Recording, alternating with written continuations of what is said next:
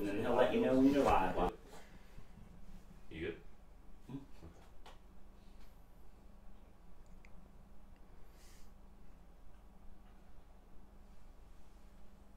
3, 2.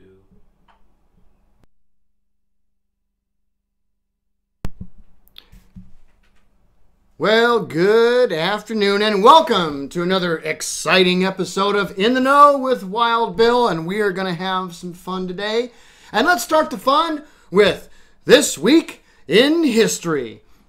And it was, in fact, today. Yes, it is today, June 4th in 1792, that Captain George Vancouver claimed Puget Sound for England. God save the Queen and all that stuff. Yes, this guy, he is George Vancouver, and he was out sailing around in that area, you know, Newfoundland, Vancouver, Puget Sound, all that, and you know, and I know if you've studied French and English history and Canadian history, you know that the two of them had troubles, but nonetheless, that was the day today that Canada first started becoming British. Now, let's look at June 5th. June 5th.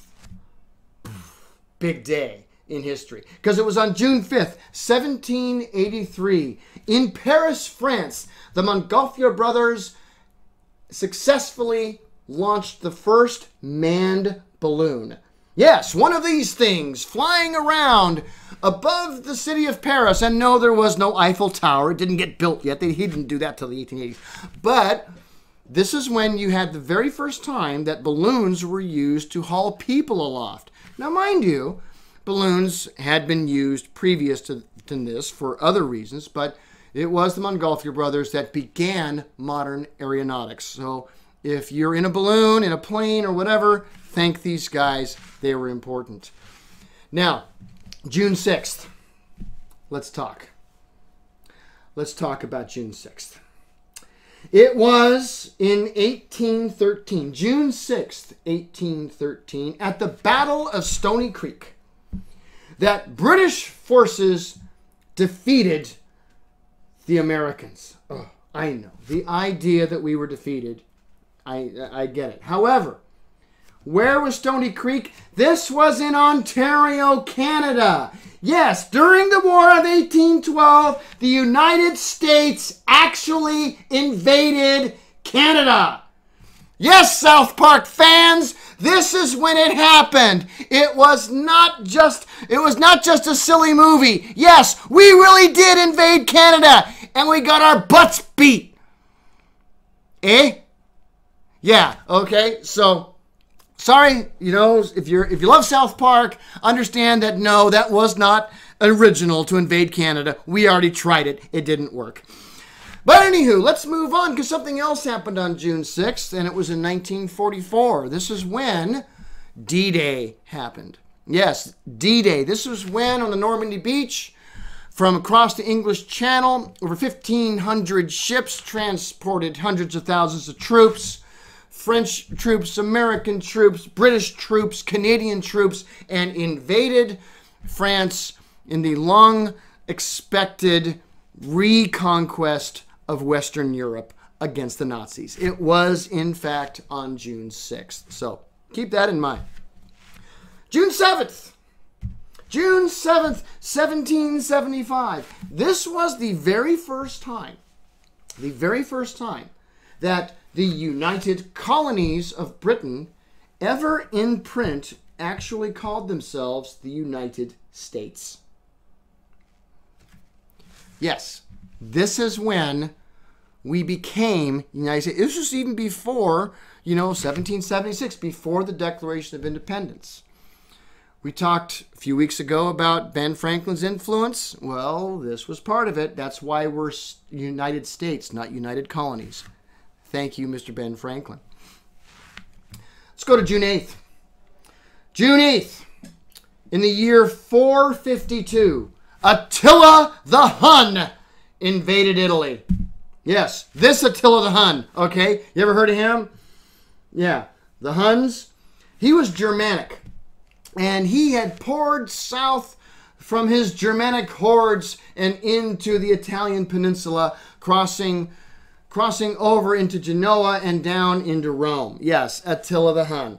And he began this conquest. It was on June 8th, 452.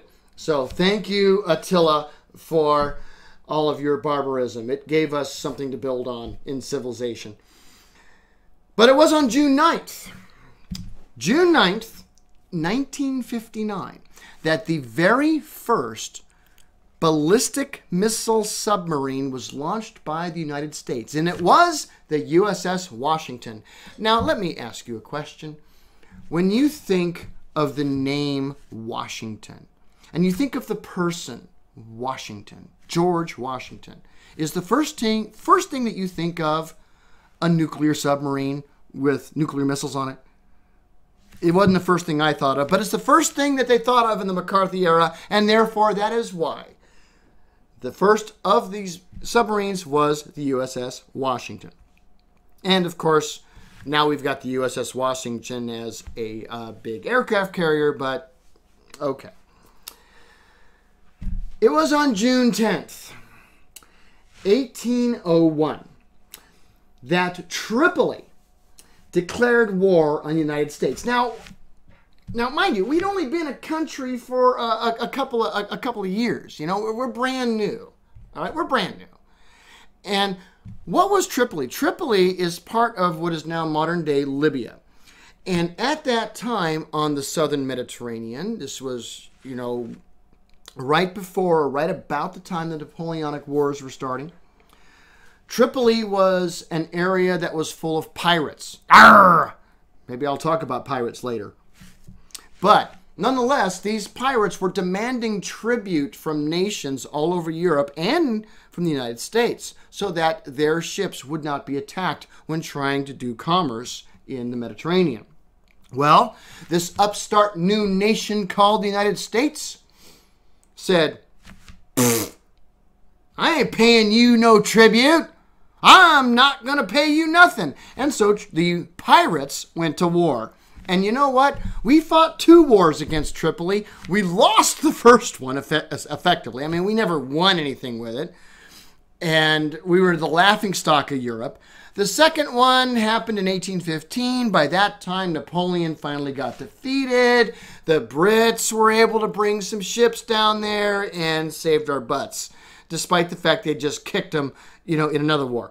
But nonetheless, if you remember, United States at the very beginning, we weren't doing so hot. But nonetheless, that was when we had our first war outside of our war of independence was against the pirates of Tripoli. Arr. But it was on June 11th. June 11th, 1910. This is important. Do you love whales? Do you love dolphins? Then you're going to love June 11th, 1910, because this is when Jacques Cousteau was born. Yes, Jacques Cousteau, that guy. The man who invented the aqualung, scuba, the self-contained underwater breathing apparatus. Well, he didn't invent it by himself. He had some help. It was a collaborative effort. But he was the one who actually brought it forth. He ended up purchasing an old British minesweeper and converting it into an exploration ship, which he renamed the Calypso. And indeed, John Denver even wrote a song about that. And so, I, Calypso, I sing to your spirit. Yes, that was him. So, Jacques Cousteau, June 11th, 1910. So therefore, that's this week in history. Let's move on to Have You Considered? Now, as you know, for the last few weeks, we've been considering American propaganda. I'll try to be brief because if you haven't watched the last 3 episodes, go watch them, okay? So that you can get the full gist of what I've been saying about propaganda, but going through the history of it, going through how we started as patriots, you know, the formation of the agreement and alliances between the government and the media, the formation of the nationalist ideology, how the theater and how new media, cinema, the radio finally became important to American propaganda. And we talked about this last week up until we get to about World War II and Franklin Delano Roosevelt and his fireside chats. Now, let's move on. You see, one of the things that was invented right before World War II was called radar. And radar was very heavily developed throughout World War II. Now, I mention this because back in the 1920s is when television, okay, if you're really in the know, we could go back to 1898 and talk about Nathaniel Stubblefield, okay? But I'm not going there. Let's go to Marconi here. And we can look at and how in the late 1920s, they started developing television, the ability to take a picture, a live picture, and make it move. My hands are moving. You can see it. Yeah, this was from the 1920s.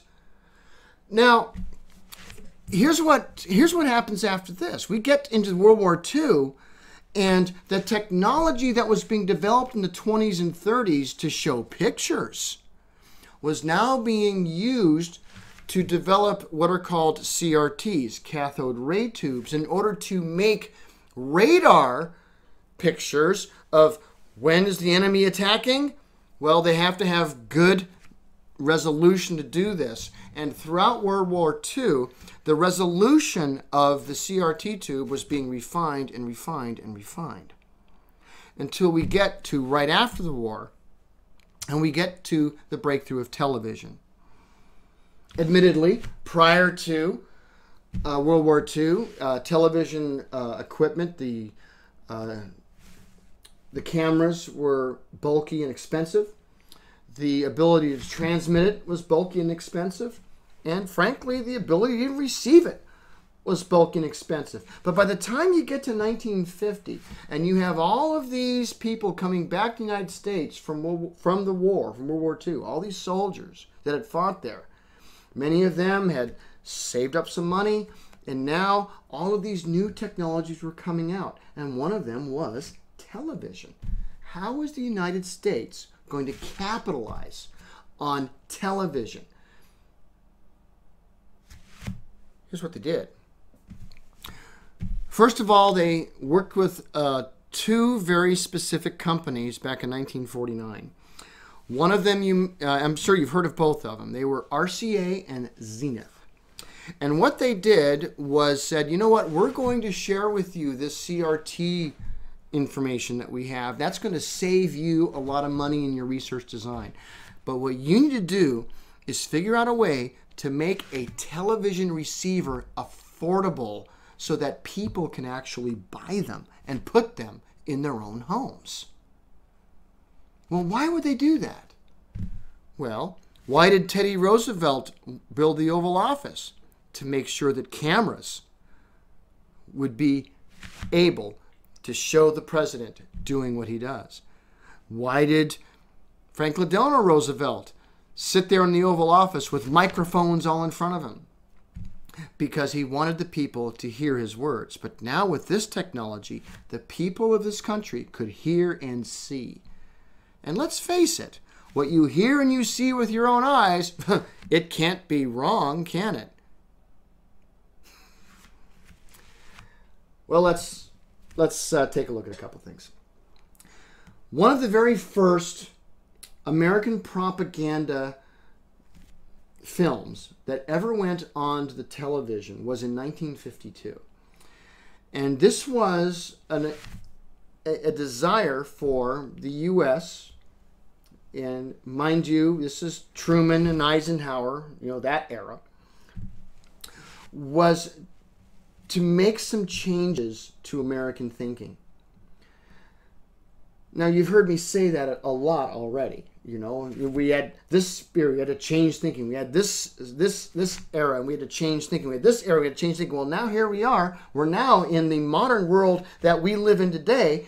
And back in 1945, 1950, we had to change our thinking. Well, as far as the government was concerned, we had to change our thinking. Because they had spent the last 50 years teaching us how to be nationalists. Well, there's a problem. They just spent 4 years fighting nationalists. Don't you understand what Nazi means? That means nationalist socialist. What is a nationalist? A nationalist is someone who loves their government and loves it above all else. And that was a problem. Because you have now World War II. You have now to be a nationalist is bad. I mean, you can't say that. We have to change it.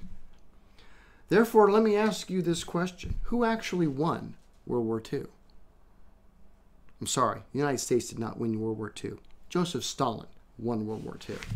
And the way he won it was through international socialism. Now, the difference between National Socialism and international socialism may not seem like much, but it's actually very significant. Because when you add the word socialism to national, now you're talking about how are you directing the people within the land. A nationalist socialist government specifically strives to bring its people forward in order to therefore create a government. International socialism brings forth a government to subject people. They are subtle but very different methodologies. And this is where the United States and the federal, our federal government had to make some critical decisions because they were facing international socialism. They were trying to figure out how do we fight it. And you can't fight it from a nationalist position because the only way you can fight an encroaching government is to be another government fighting for the same people. Therefore, what we did, which we didn't do back in 1919, was we actually finally got involved in international government. In 1919, there was a proposal that was finally ratified in 1920 called the League of Nations, which the United States did not ratify itself. We stayed out of the United Nations, or the League of Nations. We didn't want anything to do with it. We did not want to be part of forcing our government elsewhere. But it failed. The League of Nations could not maintain itself, and by 1936 had completely collapsed. Indeed, any of you who are familiar with what's known as the Treaty of Washington will understand the limitations of naval power that were placed upon the League of Nations and how many of the members of the League of Nations actually paid attention to the Treaty of Washington. Okay, so we know that didn't work. However, in 1945, a new group was created, the United Nations. Have you ever read the Charter of the United Nations from 1945? Have you ever read it? Have you, as an American citizen, ever sat there and said, why do we have to be the world police? Why are we always having to do this? Well, here's the answer. You haven't read the United Nations Charter. We are actually, under the United Nations Charter, required to be the world police. Yeah, whether you like it or not.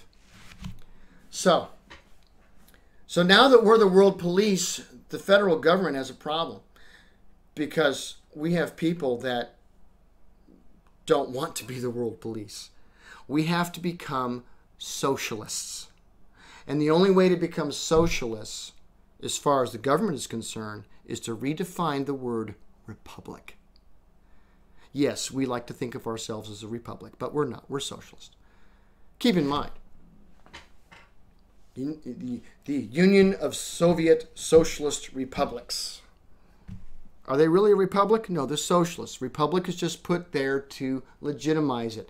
It's no different than what I mentioned about Kim Jong-il last week, about the reason why they put the word republic in it. It's socialist. Again, socialism, the promotion of a government to consume a people and care for them.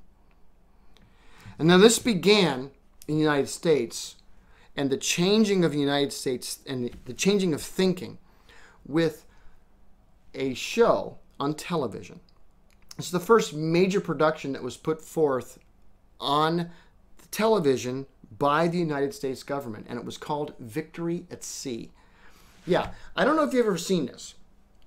You can find them on YouTube. You can get them on Amazon. There's a lot of different. You can get box sets of the DVDs. There's I think 20 some episodes of them.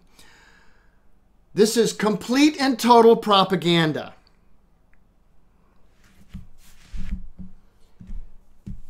If you're older or someone that remembers Victory at Sea when it came out or watched it as a kid, when it was in syndication, you would have all of these videos, war footage that was taken from World War II with a narrator telling you about all of the great things that are happening. Do you realize how much nonsense that was? Do you have any idea how many of the things that you would see on that film that had nothing to do with what was being said? I'll give you an example. I'm not going to show a picture of it here. I'm going to challenge you to look this up. There was an episode, as one example, of this called Mare Nostrum. And in the episode Mare Nostrum, you have the narrator explaining how the Italians got their butt beat by the British. And in the final portion of that, they're showing this big, huge ship turning over and exploding to show just how badly the Italians got beat. What the narrator doesn't bother telling you is that the ship that was sliding over is actually the HMS Barham, which was a British battleship that got sunk at that same war by a German submarine. And yet they're not going to mention that now, are they? No. And there's all kinds of that stuff in the Victory at Sea, okay? It's propaganda. But what's the purpose of it? It's to show how our government worked with other governments to promote our ideologies. This is now the new theme that we're seeing in American propaganda. Now it's not about being just American. It's that to be American means to be a citizen of the world. How do you continue that?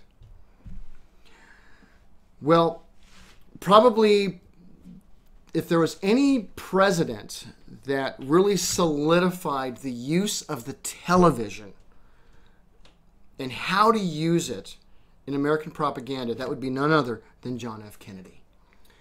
John F. Kennedy, despite, I know it was only 2 years, that he served before he was assassinated. And that's a whole other topic. We'll go there some other day, maybe. But nonetheless, he understood that if he could get on the television these crazy, expensive devices, but yet we're now getting more affordable, getting into homes, and could talk directly to the people, then he would be able to promote his brand of American socialism, while at the same time, you had the other side trying to fight the Russians under McCarthy. This was a very challenging time for the United States because you have on one side the United States wants to do exactly what Stalin did. On the other side of it, they can't, because if they do, then they will be called out by all of those veterans of World War II that said, look, we just fought that. Why are we becoming it? It has to be disguised. You have to be able to show and teach people how to be international socialists without them knowing it. And Kennedy knew that the television was the way to do it. And this is where the United States government says, you know what, we're going to do something. We're going to create what's called the public broadcasting system. We are going to make the means for us to maybe not create shows, although they have created them and they still create them, but how do we influence them? How do we, rather than just say, this is what you're going to do, but just be the big brother saying, come along? Well, the answer to this is found in the books of Marx and Engels in the Communist Manifesto. And the way you have to do this is to re-educate children. Now, if you are my age, okay, talking 50s or younger, then you yourself have experienced this exact type of American propaganda. Let's first talk about one that we all know, if you're of our age, and even some of the young kids, Schoolhouse Rock. Yes, Schoolhouse Rock. Okay? Conjunction, junction, what's that function? Okay, we got it. I'm just a bill. Yes, I'm only a bill. And I'm sitting here on Capitol Hill. Now, I know that we all remember those as educational, quote unquote.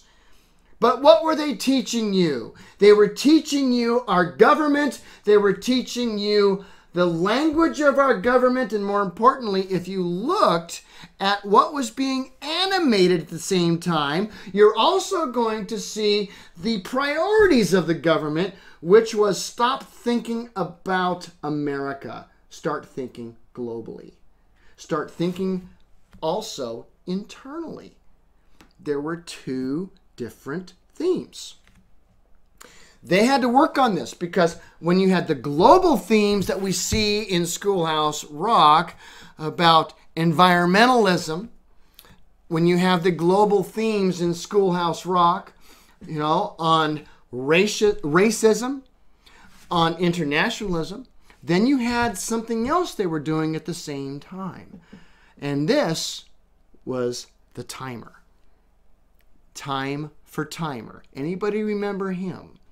He was the other side of that very specific thrust by American propaganda. Why? Stop thinking about the problems of your government. Look at yourself. If you're going to be a good, patriotic American, don't worry about what your government's doing. Be more concerned about, do you smoke? Are you overweight? Do you exercise enough?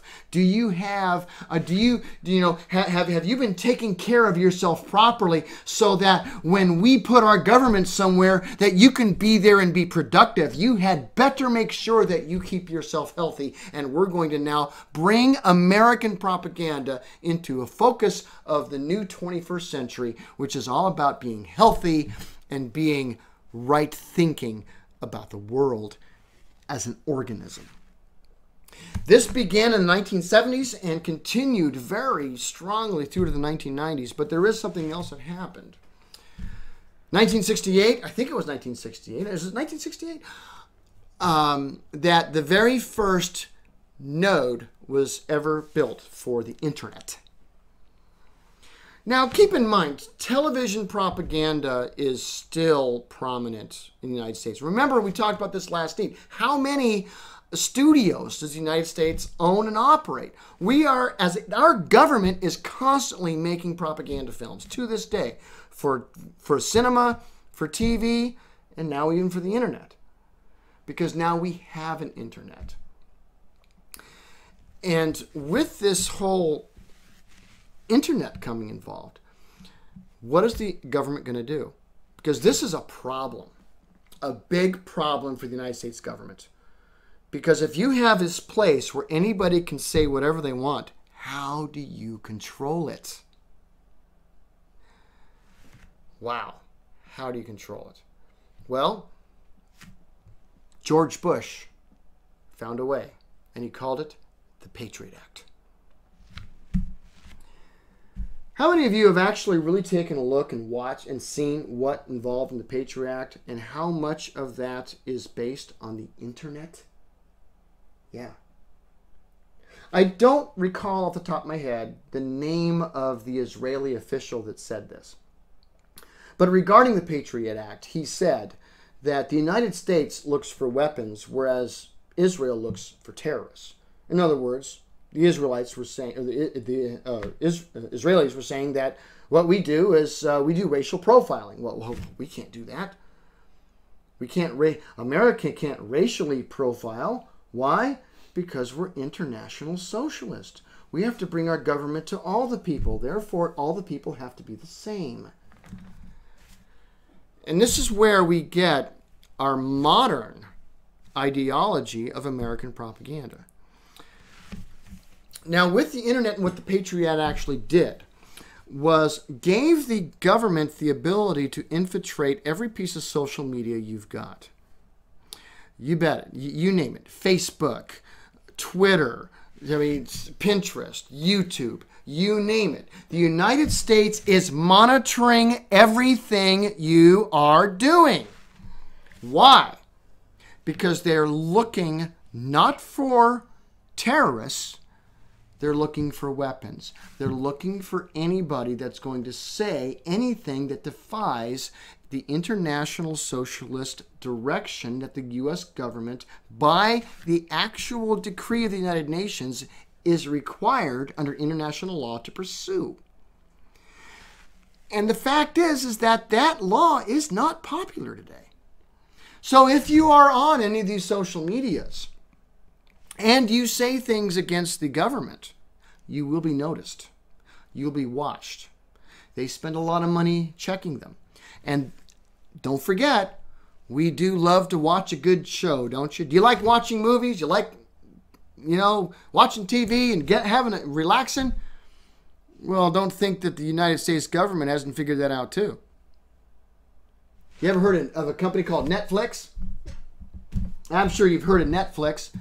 Well, do you realize that they make a lot of movies, Netflix does, that are specifically for Netflix?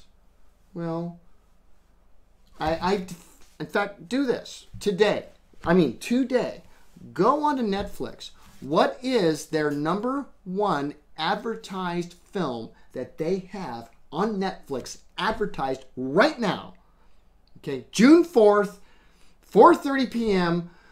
on a Sunday, and it is a movie about our soldiers in Afghanistan. And if you think for 1 second that the U.S. government was not involved in directing how that movie would portray it, then I tell you, don't bother watching this, because you'll never be in the know. Okay? You have to understand that when you look at these kinds of shows on the internet that are being put, and we see them on Netflix, we will see them on YouTube, we will see them on Hulu, you will see them on Roku.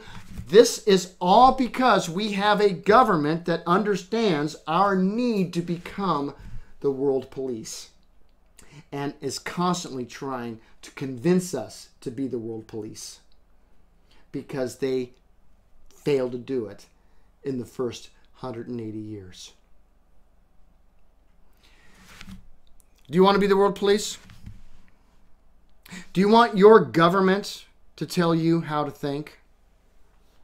The government, as we've explained over the last month, has tried to change the way you think now 4 times. They haven't got it right yet. Because you know how Americans need to think? We need to think like men and women who have homes and families and that don't give a rat's rear about what's happening in Get Lost, wherever, in Timbuk 30. Okay? Our job is to produce and provide for our homes, for our families, and for our children. It is not to provide a government for somewhere else on some other continent. And that is exactly what your government wants you to do. Don't forget, Even our political parties have their own media apparatus. CNN is owned by the Democrats. Fox News is owned by the Republicans.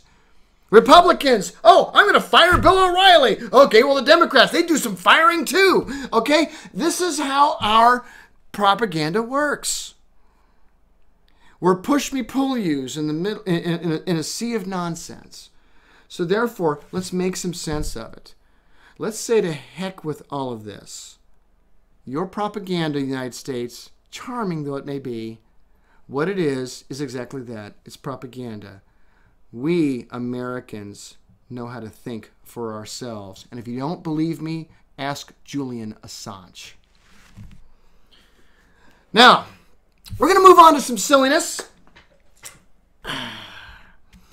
And the silliness today is going to be, well, it's not really silly, but I want to talk. I just want to share with you my personal. This is not an official record. This is not an official list. It's just my personal list of the top 5 most incredible battles, most incredible military victories, where victory snatched from defeat. Because these are great. And so we'll start with my number 5 is going to be the Battle of Stirling Bridge from September 11th, 1297. Okay, yes, that bridge. This is the bridge where the battle between William Wallace, yeah, that William Wallace, Braveheart, yeah. Well, if you've seen Braveheart, that's not how the battle really happened. What really happened is that the English forces had cavalry and infantry. There was a bridge. They had to cross. They crossed. The cavalry crossed the bridge, but the Scots knew about it, blocked the bridge, just, had the cavalry where they couldn't charge, slew the cavalry, and all the infantry could do nothing about it except watch all of their, all of the horses and men being slaughtered. And it was a tremendous victory for the Scots.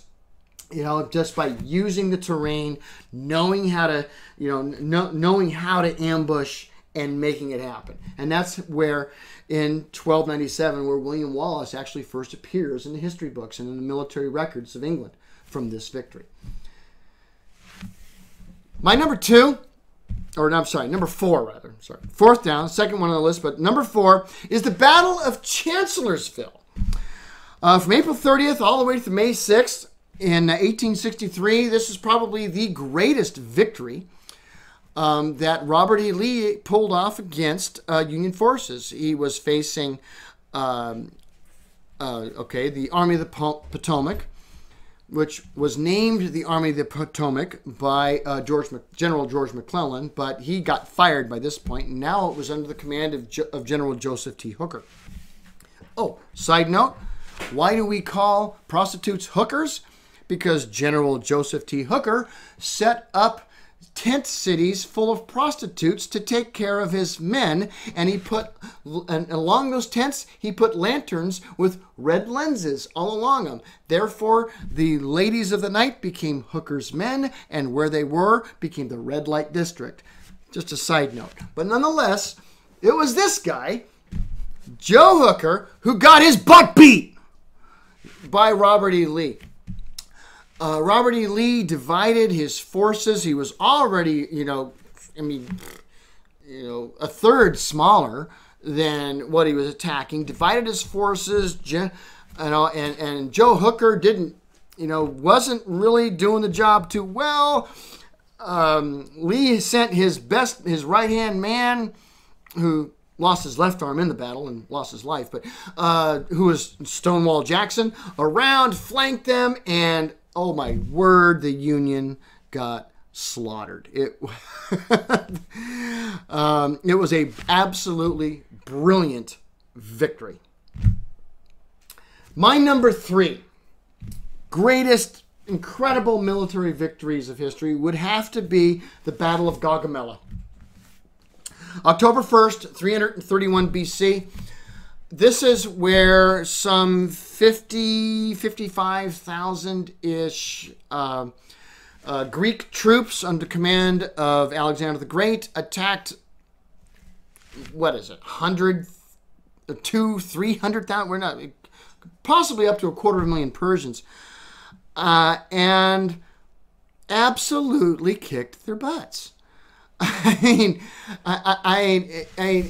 threw the Persian, but through a series of brilliant cavalry flanking maneuvers combined with some excellent infantry maneuvering and defensive positioning, managed to not only hold off this army that was easily 4 times their size, but actually sent them on the run, captured their